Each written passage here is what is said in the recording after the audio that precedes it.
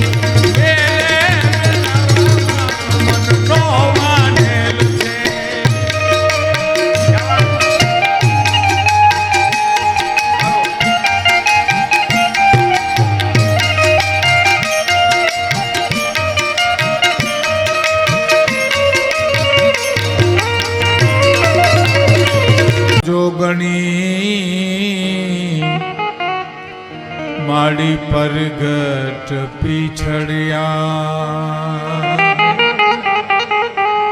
જાહર જગમાં એ જગદંબા તું જોગણી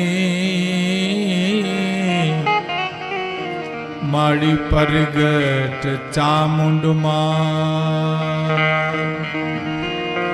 ગુરુ બ્રહ્મા ગુરુ વિષ્ણુ ગુરુદેવ મહેશ્વરાય ગુરુ સાક્ષાત પરબ્રહ્મ શ્રી ગુરુવે નમઃ.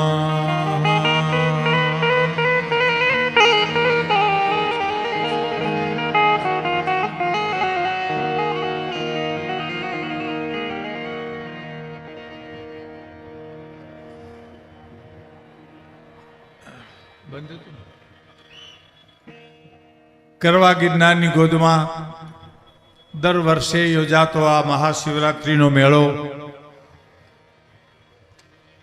જુદું જુદું આયોજન હોય છે. અહીંયા ગુજરાત રાજ્ય પ્રવાસ નિગમ જિલ્લા વહીવટ તંત્ર દ્વારા આયોજિત આ કાર્યક્રમ છે. એના કેબિનેટ મિનિસ્ટર માનનીય શ્રી જવાહરભાઈ ચાવડા છે, જે આપણું સૌરાષ્ટ્રનું ગૌરવ કહેવાય. એમાં રાવલ સાહેબ છે, અધિકારીગણ ઘણા છે. શ્રોતાઓમાં પણ મારા બહુ મિત્રો છે. યોગીભાઈ પડિયાર છે, આપણા લોકલાડીલા ધારાસભ્ય ભીખાભાઈ જોશી છે, લલિતભાઈ છે, ભગાભાઈ બારડ મારા પરમ સ્નેહી, તેમજ ભીખુભાઈ વારોતરિયા, તેમજ રણમલભાઈ, સૌ મહાનુભાવોને હું યાદ કરી અને આ કાર્યક્રમની શરૂઆત કરું છું. આપને રાજી કરવાના બધા હું પ્રયત્ન કરીશ. મેળો છે, હું હમણાં જ યોગીભાઈની વાત કરતો હતો કે આખું વર્ષ સાધુ સંતો બીજા પાસેથી જે કાંઈ શ્રદ્ધા રૂપે મેળવે અને એ 5 દિવસની માલિપા આખા વર્ષનું ખવડાવીને જતા રહીએ. સાહેબ વિચાર કરો તમે, એ ક્યાંય શક્ય નથી આ શિવરાત્રિના મેળા સિવાય ક્યાંય. અન્નનું દાન જે છે, રોટલો જે મોટો છે, એની પર મારે એક મોડેકથી એક વાત પણ કરવી છે. રોટલો મોટો છે, અન્નદાન છે, એના જેવું કોઈ દાન દુનિયામાં છે નહીં, એ શિવરાત્રિના મેળામાં છે. બાકી મેળા તો ઘણા થાય છે, પણ મેઘાણીના શબ્દોમાં કેવું હોય તો મોર બની થન ગાટ કરે મન, મોર બની થન ગાટ કરે. આવો ગિરીશભાઈ, આવો. ગિરીશભાઈ એનો પરિવાર પણ આવ્યો છે આ કાર્યક્રમમાં. ગિરીશભાઈ કોઠેજા. બની થન ગાટ મારું મન, મોર બની થન ગાટ, અરે મન મોર બની થન ગાટ, મારું મન મોર બની થન ગાટ કરે. ઘાટ કરે મન મોર બની મારો મન મોર બની